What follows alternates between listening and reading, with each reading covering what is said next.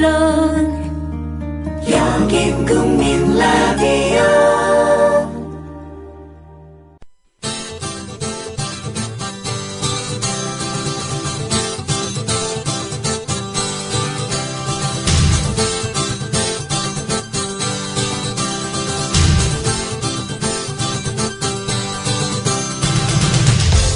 투박하지만 정직하다.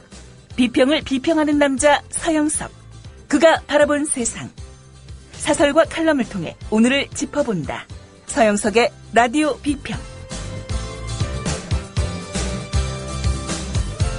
안녕하십니까, 서영석입니다. 프랑스 말인데요, 벨 에포크라는 말이 있습니다. 우리말로 번역하면은 아름다운 시대, 영어로 따지면 굿 이포크, 좋은 시대, 뭐 이런 뜻인 것 같습니다. 19세기 말부터 그리고 1차 세계대전이 발발하기까지 당시 유럽이 번성했던 그 시대를 회고해서 아름다운 시대라고 얘기를 하죠. 또 길디드 에이지, 도금 시대란 말도 있습니다. 남북전쟁이 끝난 미국 1873년 19세기 말부터 시작해서 불황이 오는 1893년까지 미국 자본주의가 급속하게 발전한 28년간의 시대를 도금시대라고 얘기를 합니다. 마크 트웨인의 소설 도금시대라는 뜻을 유래한 이야기인데요. 금칠을 했다는 뜻입니다. 우리말로 번역하면. 이 아름다운 시대, 금칠한 시대. 아름다워 보이지만은 실제로는 그렇지 않았습니다. 역사상 가장 불평등이 심화됐던, 그리고 가진 자들에게 모든 그 사회의 부가 집중됐던 시대였습니다. 그런 부의 집중이 낳은 폐해가 결국은 세계대전으로 번졌죠. 이 평등지수를 지금 유럽을 풍미하고 있는 토마 피케티, 21세기 자본론의 저자 토마 피케티는 베타값이라는 말로 표현을 합니다. 그 나라의 국민소득을 분자로 하고, 그리고 그 나라 자산들의 총 집합을 분모를 했을 때 나오는 수치가 바로 베타값인데요. 베타값들, 바로 방금 얘기했던 그 불평등의 시대 때 7 내지 8, 말하자면 국민소득보다도 자본가들이 갖고 있는 자산의 가치가 7 내지 8배나 됐던 그 시대. 아까도 얘기했다시피 그들이 이야기했던 아름다운 시대나 도금 시대였는데요. 지금 대한민국이 바로 그 수치를 능가하고 있다고 합니다. 21세기 들어서 이 베타값이 가장 높았던 나라는 일본인데요. 일본만 하더라도 베타값이 5.8밖에 되지 않았습니다. 대한민국의 베타값은 7을 넘었습니다. 이렇게 되면은 여러분들 영화로 보셨겠지만 레미제라블의 그 시대, 아이들이 굶주리고 그 사회의 거의 모든 구성원들이 굶주리는, 그러나 극히 일부의 인간들만이 모든 부를 독점하는 정치, 경제, 사법을 장악하는 그런 시대, 결코 먼 게 아닙니다. 대한민국이 해방 이후 급속하게 성장을 했던 이유는 일본 제국주의자들이 국민 모두를 가난하게 만들고, 그리고 조선시대에 있었던 지주들을 모조리 작살을 낸 그 덕분입니다. 사실 일본 제국주의의 폐해, 그 수많은 폐해가 있지만은 그나마 긍정적인 것을 따진다면 국권을 침탈함으로써 조선시대 이후의 기득권자들을 아주 박멸한, 물론 자기 자신들이 기득권자가 됐죠. 이들이 전쟁에 패해서 한반도를 물러나면서 그 기득권자들이 싸그리 사라졌기 때문에 해방 이후 대한민국의 평등지수가 가장 높았습니다. 그 평등에 교육의 기회균등까지 보장됐기 때문에 결국 대한민국은 엄청난 발전을 이루겠던 것인데요. 이제 2000년 21세기 들어와서 지금 세계에서 가장 불평등한 나라로 전락하고 말았습니다. 이래서야 대한민국이 앞으로 더 큰 성장 동력을 가질 수 있겠습니까?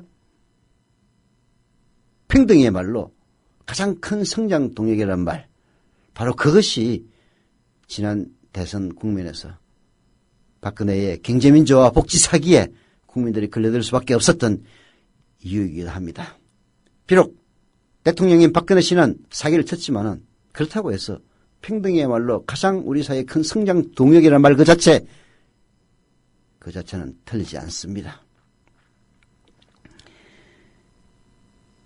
대통령이 못한다면 국민들이 해야 됩니다.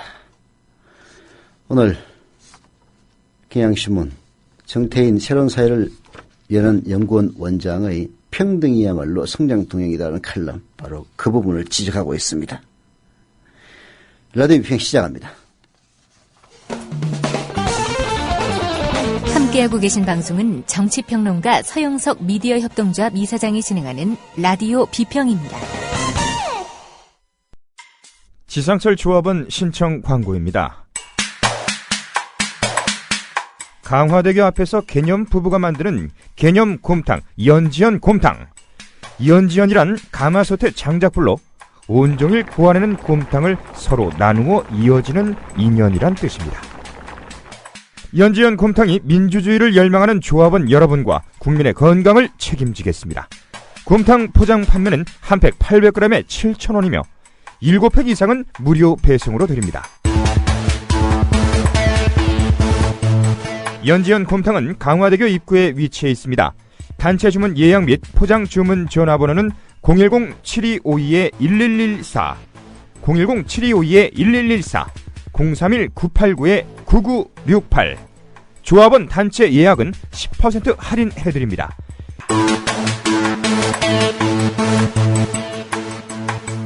포장 판매 금액의 10%는 국민TV 후원금으로 쓰입니다.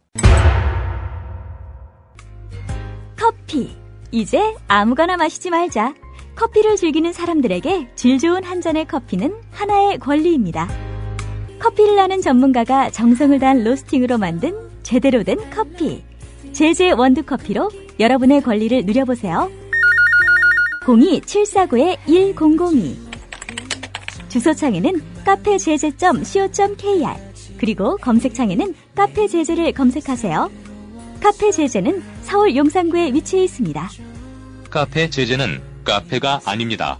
커피 전문 인터넷 쇼핑몰입니다. 헷갈리지 마세요. 네. 리얼미터의 정례 조사에 따르면 박근혜 대통령에 대한 부정적인 평가가 즉 국정수행을 잘못하고 있다는 여론이 50%대에 진입한 것으로 드러났다고 합니다. 박근혜 대통령의 인사 참사에도 불구하고 여전히 부정적인 평가가 50%대밖에 되지 않는다는 것을 보면은 박근혜 대통령의 위력 대단하게 합니다. 아마 역대 다른 대통령이 이따위 식으로 인사했으면은 부정적인 평가가 거의 100%에 가까웠을 겁니다. 그렇지만은 그 견고한 지지도 결국은 어느 누구도 탓할 수 없는 세월호마저도 해경에게 잘못을 돌렸던 그 박근혜 대통령 인사 참사는 그 누구에게도 그 탓을 돌릴 수가 없습니다. 오로지 자기 자신이 책임일 수밖에 없는데요. 이미 틈이 벌어지기 시작한 제방은 그것이 무너질 때는 순식간에 무너지는 법입니다. 리얼미터 조사에서 더 눈에 띄는 것은요.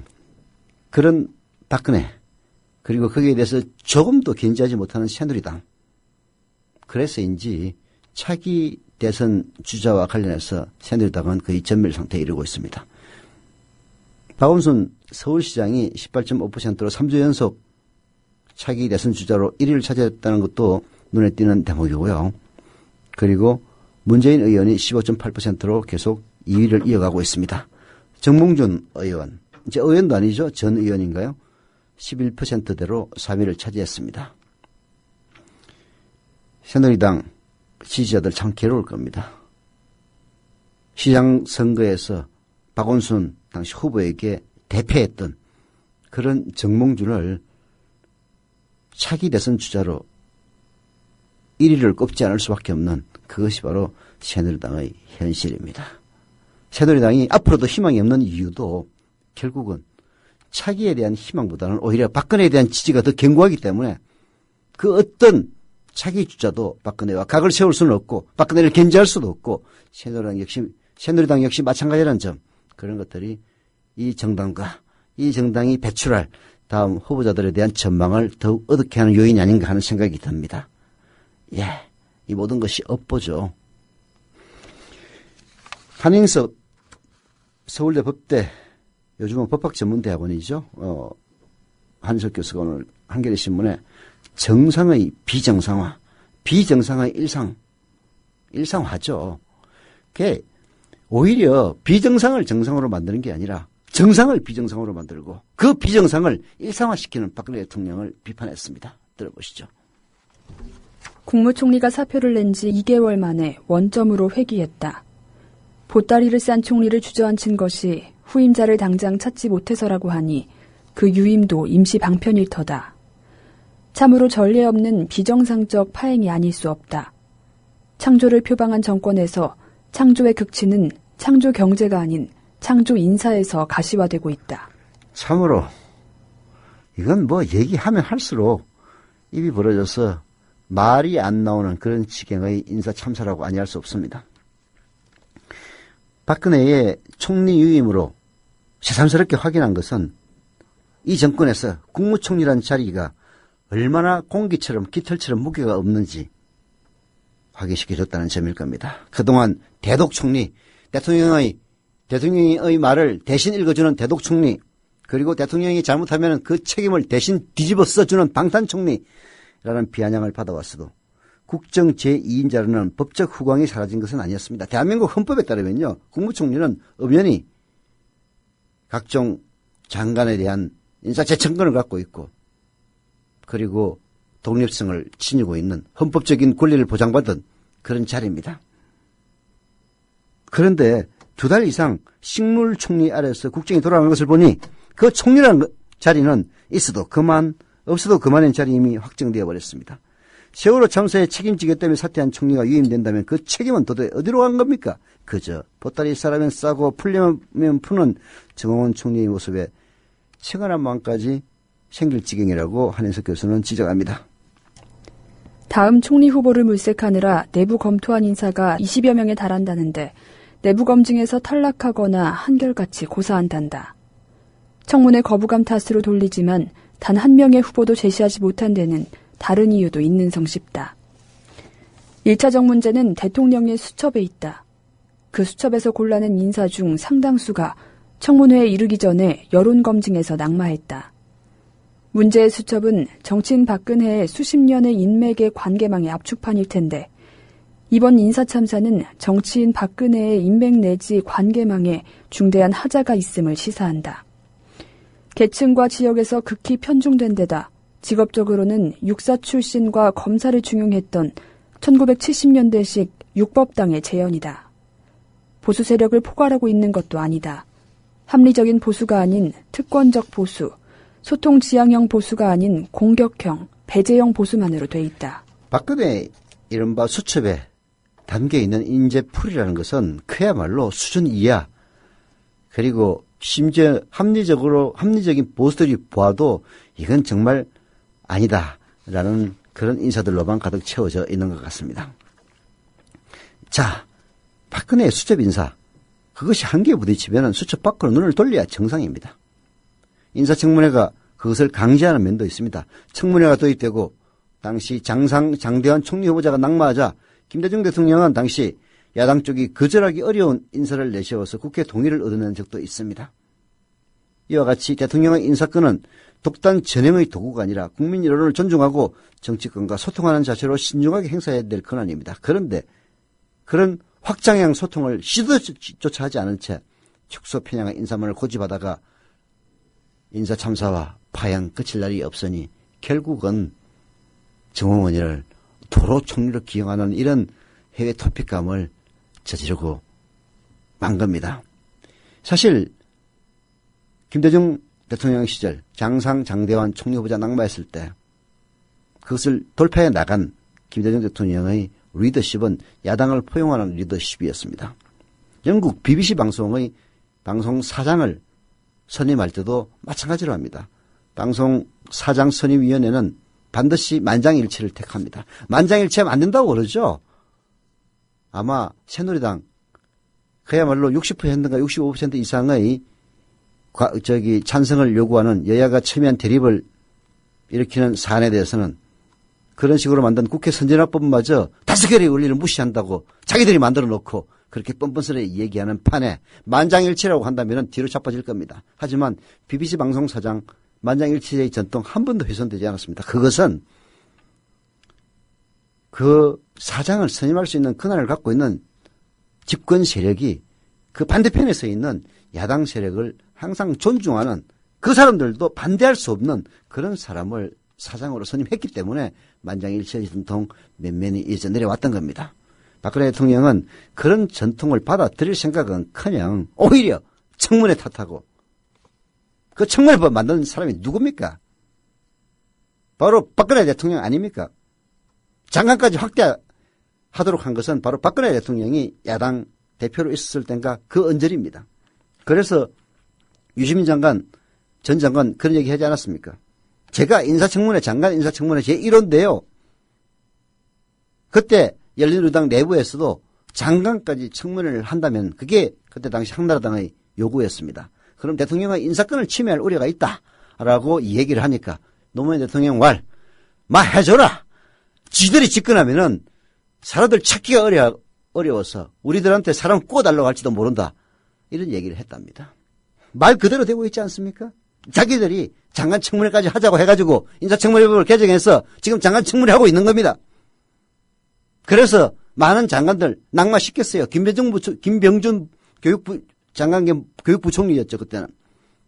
그야말로 지금 김명수에 비하면 세 발의 피인 논문 표절을 가지고 결국은 낙마시켰던 그 전력의 새누리당이 이제 와가지고 청문회법이 잘못됐다는 둥, 도덕성 문제는 비공개로 검증해야 된다는 둥, 그야말로 있는 주둥아리라고 함부로 내까린 것 아닙니다. 이번 총리의 원점 회기적 유임처사는 최악의 선례로 오용될 수 있다. 앞으로 총리, 장관 후보자들이 계속 등장할 텐데 그들이 청문회 과정에서 낙마하면 더 나은 새 후보를 찾는 노력을 하는 게 아니라 현직 강료의 유임으로 낙착된다고 상상해보라.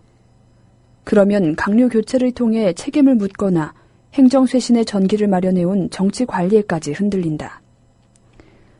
하다 안 되니 뜻밖의 인사청문회 제도를 탓하기도 한다. 그동안의 청문회 과정에서 적지 않은 문제점이 노출되었음은 사실이다.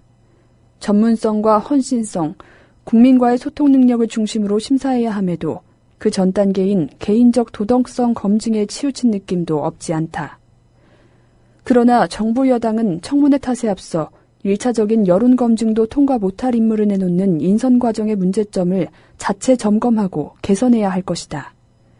현행의 인사 방식을 고수한다면 그에 맞서 여론과 국회의 검증은 더욱 활성화되는 게 당연하다. 그렇습니다. 거듭된 실패를 교훈 삼아서 앞으로 좀 더 나은 인사를 기대할 수 있지 않을까. 수첩 인사, 비선 인사, 돌려막기 인사에다가 이번에 도루묵 인사까지 겪어보면 그런 기대란 포기하는 게 맞는 것 같습니다. 그럼에도 대통령의 인사를 주시하고 비판하는 까닭은 이 나라가 대통령과 그 측근의 나라가 아니라 우리 국민 모두의 나라이기 때문입니다. 올해 초 박근혜 대통령 비정상의 정상화라는 비전으로 1년의 계획 작업을 추진하겠다고 했습니다. 그런 국정 비전이 정작 적용돼야 할 것은 대통령의 인사권 행사입니다. 정상적인 과정조차 비정상화하고 심지어 비정상을 일상화하는 이런 인사낭맥과 참사만은 더 이상 보고 싶지가 않습니다. 사람은 곧 하늘이다. 우리 사람은 모두 골고루 잘 살 천부적인 권리를 하늘로부터 받고 태어났다. 식약, 외세를 몰아내고 우리 한번 정말 좋은 세상 만들어보자. 우리나라가 일본 놈한테 압박당하고 소위 한일 늑약이 맺어져가지고 나중에 나라를 다 뺏겼어요. 동학 농민들을 다 때려 죽였기 때문에 녹두꽃이 떨어지며 청포장수 울고 간다.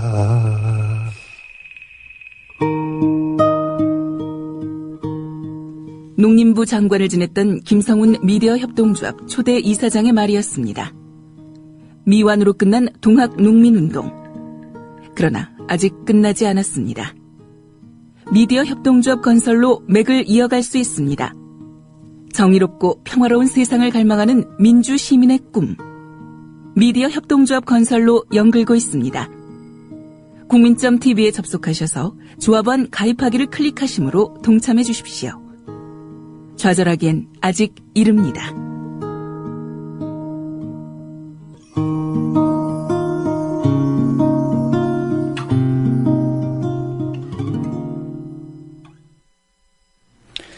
네, 팟빵 게시판에 이매진 님이 정치 토크를 듣고 조합원 가입하셨다라고 써주셨네요. 직접 가입 절차를 밟다 보니 제가 한 삽질을 누군가 또 겪을까 봐서 팁을 올리신다고 하셨는데요. 조합원 가입할 때 5만 원 1계좌 납부 방법이 은행뱅킹 이외에도 카드 납부가 가능합니다. 그 점 잘 알아주십시오. 은행뱅킹 이외에 카드 납부도 가능합니다. 두 번째는 월납금 자동이체 신청을 할 때 은행뱅킹 홈페이지에 가서 직접 날짜 지정하고 등록을 했더니 나중에 보니까 국민TV 홈페이지 내 정보, 마이 정보, 내 정보 메뉴에 가서 자동이체 등록할 수가 있었다는 그런 이야기입니다. 날짜도 5일, 15일, 25일 이렇게 정해져 있는데요. 당황하지 말고 함께 가입해요. 다음 상구 카페 화이링 썼는데 아마도 다음 카페, 상구 카페가 아마 뭐 여성분들이 많이 가입되어 있는 그런 카페 시군대를 합쳐서 3구 카페라고 하는 걸로 알고 있는데요. 그 카페가 어디인지는 일일이 소개하지는 않겠습니다. 이매진님 감사드립니다. 예, 지난 토요일 정치 토크를 통해서 충분히 저희들의 사정과 앞으로의 각오를 말씀드렸기 때문에 따로 말씀드리지는 않겠습니다만은 조합원 가입 이 행렬은 멈춰서서는 안 됩니다. 많은 분들 조합원 가입해 주고 계신데요. 조합원 가입하는 방법 소개해 드리겠습니다. 국민TV 홈페이지 인터넷에서는 kukmin.tv 국민.tv로 들어오셔서 맨 위쪽에 있는 조합원 가입 신청 클릭하시면 원스톱 쇼핑이 아니고 원스톱 가입됩니다. 인터넷 사용 불편하신 분들, 나 도저히 못하겠다 하는 분들은요. 미디어 협동조합 사무국 02-3144-7737 02-3144-0933으로 전화하시면 직접 친절하게 가입시켜 드립니다. 예. 지난 시간이지만은 가입하신 경기 수원시 팔달구의 눈이 안 좋아가지고 앞달둥이 아범님 조합원 가입 감사드립니다. 출자금 납입까지 해주셨네요. 그리고 가자가님 역시 조합원 가입 해주셨습니다. 출자금 납입은 아직 안 한 걸로 나와 있는데요.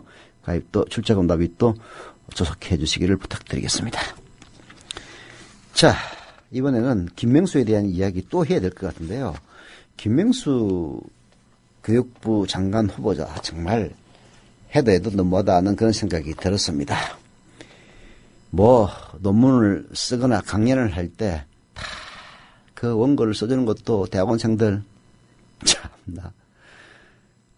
경향신문은 그 제자들과 전화통화를 해서 기사를 썼고요. 한겨레신문은 그 제자 중에 한 명이 아예 기고를 했습니다.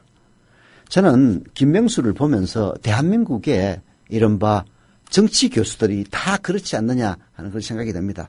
여기저기 로비하러 다니고 그러니 시간도 없을 것이고 그리고 학문에 무슨 뜻이 있겠습니까? 여기저기 사람들 사교하고 해서 교수 자리를 바탕으로 장관도 해먹고 총리로도 가고 그렇게 출세하게 하기 바빠 죽겠는데 언제 논문을 쓰느냐고요. 그러니 지자들에게 다 떠넘기는 겁니다.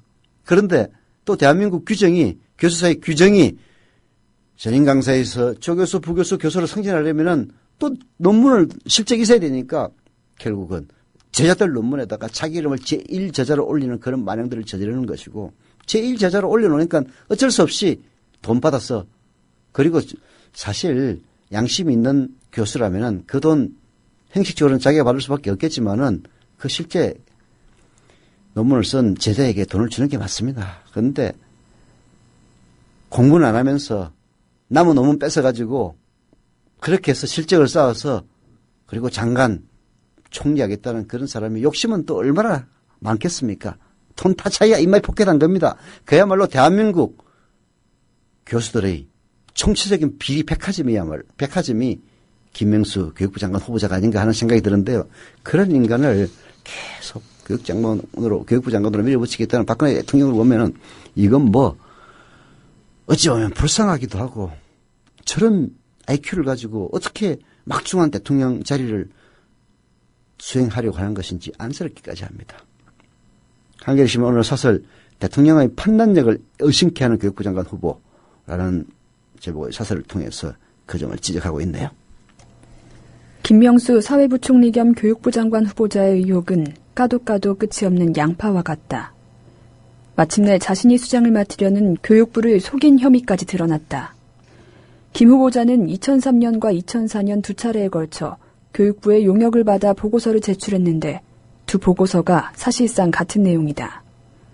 두 보고서로 각각 4천만 원과 2천만 원을 받았으니 적어도 두 번째 2천만 원어치는 사기로 번 돈이라고 할 수 있다.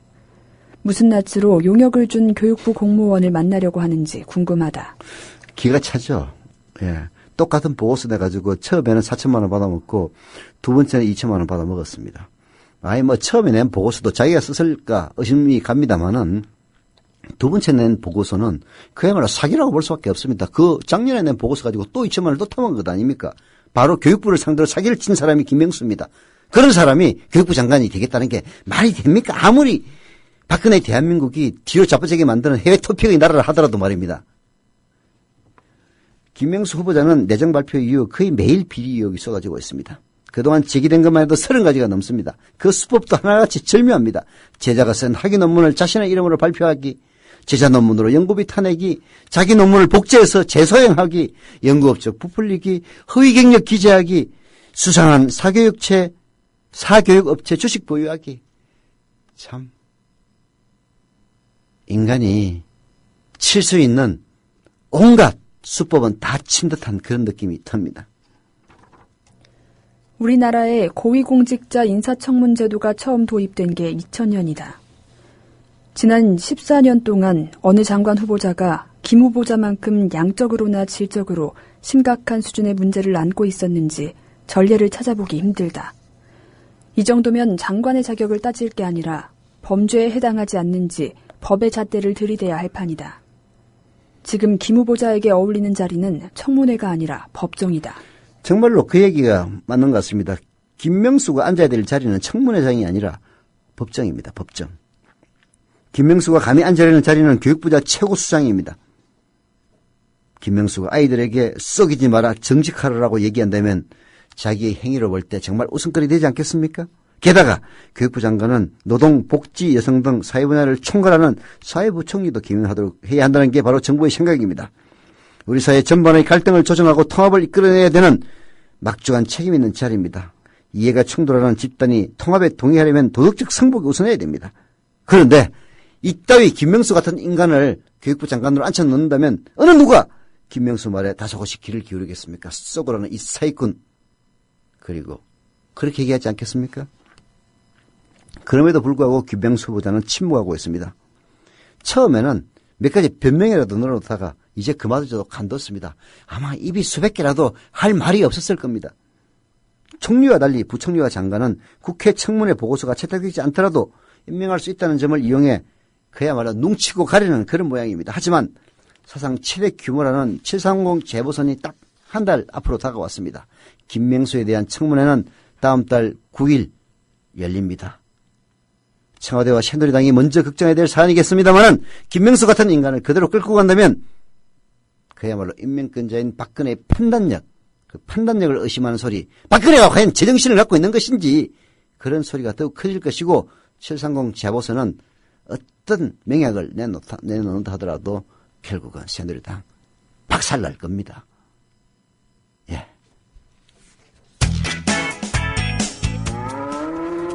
여보, 국민TV 조합비 이제 낼 때가 됐다고 하는구만요. 오, 그래요. 그 국민TV도 개국하고, 그 뉴스K도 하던지. 달달이 11,000원 내는 거 맞죠? 11,000원만 내지 말고 좀 더 혀. 이 새싹이 돋아날 때는 물을 충분히 줘야 하는겨. 아이, 근데 인터넷으로 하려니까 보통 어려워서 뭔. 공정 언론을 꿈꾸는 미디어 협동조합 조합원이 해야 할 일. 조합비 납입입니다. 매달 고정 납입 어려우신가요? 월요일부터 금요일까지 아침 9시부터 저녁 6시까지 서울 전화 3144-0933, 3144-7737로 전화하세요. 사무국 요원들이 친절하게 안내해드리겠습니다.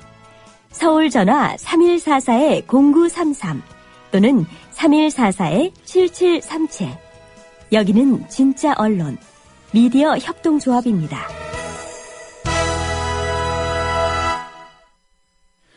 네, 바보 햄릿 공연 티켓 이벤트 오늘 계속됩니다. 오늘 마지막일 것 같은데요. 세 쌍을 초대합니다. 세 쌍이라고 하는 것은 세 분에게 바보 햄릿 티켓을 2장씩 드리기 때문입니다. 노무현 대통령과 관련된 내용의 공연 바보 햄릿. 오늘 이벤트에 당첨되시면요. 7월 3일자 목요일 8시 티켓 드립니다. 연극 신청 댓글로 달아주시면 되고요. 선착순 3분에게 바보 햄릿 티켓 2매를 드립니다. 가는 날짜 잘 확인하시고 신청해 주시길 바랍니다. 오늘 신청하시면요. 7월 3일 목요일 8시 티켓입니다. 금요일은 이미 끝났습니다. 금요일에 당첨되신 분들은 아마 지금 연락이 갔을 건데요. 7월 2일 수요일 8시 티켓 이미 보내드릴 겁니다. 예, 바보 햄릿. 이거 선전 보니까 그 극단 진일보라고 하는 데서 하는 것이고요. 결국 햄릿의 고민을 노무현 대통령의 고민과 연결을 시켜서 그런 식으로 만든 연극인 모양입니다. 인기 있다고 하니까요. 많은 신청 부탁드리겠습니다. 선착순 3명에 드립니다. 연극 신청합니다. 라는 댓글 달아주십시오. 물론 이메일 주소나 연락 가능한 전화번호도 써주셔야만 합니다. 경남 양산시 북정동에 사시는 북정동이네요. 예. 뿔따구님, 조언과 감사드립니다. 출자금 납입 또 부탁드리겠습니다. 한겨레 박병수 선임기자가 쓴 총기 사고의 정치학, 한겨레 프리즘이라는 제의 칼럼인데요. 한번 들어보십시오. 진짜 참, 대한민국 박근혜가 선장인 대한민국 호는 그야말로 세월호가 아닌가 하는 그런 생각이 요즘 뇌리를 지배합니다. 강원도 고성 22사단 GOP 총기 난사 사건을 접했을 때 문득 떠오른 건 3년 전 해병대 참사였다. 우선 시기적으로 비교적 최근 발생한 대형 사고였기 때문일 것이다. 그러나 사건 경위가 드러나면서 희생자 대부분 후임병이라는 점에 눈길이 갔다. 2011년 7월 강화도 해병 2사단 해안초소 사건은 후임병이 선임병 대접을 해주지 않는 게 발단이 됐다. 당시 김하무계 상병은 이른바 기수열애에 불만을 품고 동료 병사들에게 총을 쏴 4명이 숨지고 2명이 부상을 당했다. 지난 21일 참사는 아직 조사가 진행되고 있어서 단정하긴 이르지만 사고를 일으킨 이 마무계 병장이 남긴 메모에 나 같은 상황이었으면 누구라도 힘들었을 것이라는 내용이 들어있는 점이나 희생된 병사 5명 가운데 4명이 임 병장의 후임이었던 사실에서 묘한 대자비가 느껴진다. 예, 기수열애, 계급열애, 이게 그야말로 왕따 인상의 확장판인데요. 결국은 이 일들도 크게 따지고 보면은 대한민국의 모순들이 군에 그대로 투영이 됐고, 그리고 불평등의 가속화가 결국 저는 이런 임병장 사태와 같은 그 먼 원인이 됐다고 봅니다. 이보다도 더 치명적인 것은 부실 늑장 대처입니다. 2011년 해병대 사건 당시 숨진 박치환 상병은 가슴에 총상을 입고도 2시간 35분 동안 살아있었습니다. 그러나 중증 외상 환자를 치료할 의료진과 시설이 갖춰진 병원으로 이송이 늦어져 제대로 치료를 받지 못했습니다. 이번에도 크게 다르지 않습니다. 합참에 보고된 시간을 기준으로 보면 최초 2명 사망 보고에서 최종 5명 사망 보고까지 걸린 시간 무려 1시간 12분입니다. 의료 조처가 늦어져서 사망자가 늘어났을 개연성이 있는 상황입니다. 몇몇 유족은 실제 사인이 총상에 의한 적사가 아니라 과다 출혈일 가능성이 크다며 늑장 대처 의혹을 제기했습니다. 119 헬기로 중상자를 이송한 시각도 사건 발생 3시간 35분이 지나서였습니다. 아니, 총기 사고가 나가지고 총을 맞아서 신음하고 있는 병사가 있으면 그야말로 1분 1초를 아끼지 않고 바로 치료 가능한 병원으로 후송을 해서 살릴 수 있는 목숨은 살려야만 됩니다. 그런데 119 헬기로 중상자를 이송한 시간도 사건 발생이 난 지 무려 3시간이 넘어서 3시간 36분이나 넘어서였고, 그리고 최초 2명 사망보고에서 최종 5명 사망보고 확인까지 걸릴 시간 1시간이나 걸렸다는 사실은 초동 대처가 미흡했다는 것을 반증해 줍니다. 군대 내 자살이나 총기 폭행 등에 의한 군기사고, 과거 1980년대, 90년대에 견주어서 크게 감소한 건 사실입니다. 국방부 자료를 보면 1985년 군기사고 사망자가 288명이었는데 1990년에는 212명, 그리고 1995년에는 108명으로 꾸준히 줄어들었고, 그리고 2000년대 이후에는 대체로 70 내지 90명 수준으로 더 줄어들었다고 합니다. 그러나 군기사고 사망이 군의 노력도 있었고 군의 분위기도 과거와 달라졌다는 걸로 읽힙니다. 하지만 그러나 군기사고 사망이 2005년 74명으로 바닥을 친 뒤에 2010년에는 83명, 2013년에는 80명으로 최근 감소 추세가 멈춘 것은 뼈아프게 새겨낼 대목입니다. 국방부는 그동안 사건이 터질 때마다 병력문화 개선책을 내놓았습니다. 그럼에도 잊힐만 하면 터지는 것은 이제는 새로운 접근법이 요구되는 상황이 됐다는 뜻 아닐까 생각해 봅니다. 저는 이 통계를 보고 놀란 게요, 여전히 수십 명의 우리 어린 군인들이 군기사고라는 게 군의 기강과 관련된 사고라는 얘기입니다. 이런 사고로 목숨을 잃고 있다는 사실이 더 충격적이었습니다. 많은 젊은이들이 국방의 임무를 필하기 위해서 군에 입대를 합니다. 부모들 눈물을 흘리면서 군대 보냅니다. 그런데 그 군에서 제대로 군대 생활을 하지 못하고 매년 죽어나가는 그런 병사들이 80명, 90명, 100명이 이른다는 게 얼마나 기가 막힌 일입니까? 외신들이 휴전선을 묘사할 때 빼놓지 않는 말이 세계에서 가장 많은 병력과 무기가 배치된 경계선이다. 과장이 아니다. 한반도의 허리를 동서로 가르는 휴전선을 따라 249km를 남북의 젊은이들이 1년 내내 두 줄로 점점이 틀어박혀 어둠을 응시하고 있는 장면을 떠올려보라. 이런 GOP 근무는 긴장의 연속이다. 단절된 곳에서 밤낮이 뒤바뀐 채 실탄으로 무장한 경계 근무로 늘 정신적, 육체적 피로를 느낀다고들 한다. 이번 총기 사건의 배경에 이런 스트레스로 병사들의 신경이 날카로워진 점도 있었을 것이라고 추측하는 건 무리가 아니다. 군 당국, 관심병사 관리를 위한 상당한 확충과 경계근무 부담을 줄일 과학화, 경계 시스템 어쩌고저쩌고 대책으로 내놓고 있습니다. 하지만 더 큰 근본적인 해결책은 남북 간의 군사적 긴장을 늦추는 것입니다. 최근 몇 년간 끝간없이 이어진 남북 군사 대결 국면이 대화와 화해 국면으로 바뀐다면 휴전선에도 좀 더 숨 쉴 틈이 생길 겁니다. 사실 이런 공기사고가 빈발하는 그 이면에는 남북 간의 긴장도 한몫 차지하고 있습니다. 그렇게 남북 간의 대화 협력이 진전된다면 결국은 군축으로 이어질 것이고, 그것이 바로 젊은이들을 살리는 길이 될 겁니다. 라디오 비평 마칩니다.